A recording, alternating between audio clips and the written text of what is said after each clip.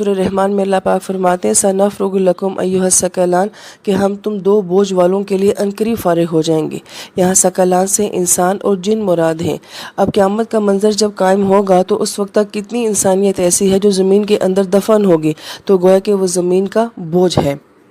پھر مفسرین کرام ثقل کا ایک اور معنی جو بیان فرماتے ہیں کہ حاملہ عورت جو حمل کا بوجھ محسوس کرتی ہے، اور بالخصوص وہ بوجھ جو کہ پیدائش سے کچھ وقت پہلے عورت محسوس کرتی ہے کہ جیسے کوئی چیز ہے جو باہر کی سمت میں آ رہی ہو، تو اس وقت جو بوجھ کی کیفیت ہوتی ہے اس کو ثقل کہا جاتا ہے۔ اور جب عورت یہ محسوس کرتی ہے تو اس کے بعد ہی بچہ جو ہے وہ دنیا میں آتا ہے۔ اسی طریقے سے اس زمین کو بھی عورت کے ساتھ مشابہت دی گئی ہے، اور جو کچھ بھی انسان اس زمین کے اندر ہے اور وہ باقی سارے خزانے جو کچھ بھی اللہ پاک نے زمین کے اندر رکھا ہے، تو گویا کہ وہ زمین کا حمل کہلاتا ہے، اور اس سارے بوجھ نے جو ہے زمین کو بوجھل کیا ہوا ہے، اور ان قریب یہ زمین جو ہے اپنا حمل اپنا بوجھ جو ہے وہ باہر نکال دے گی۔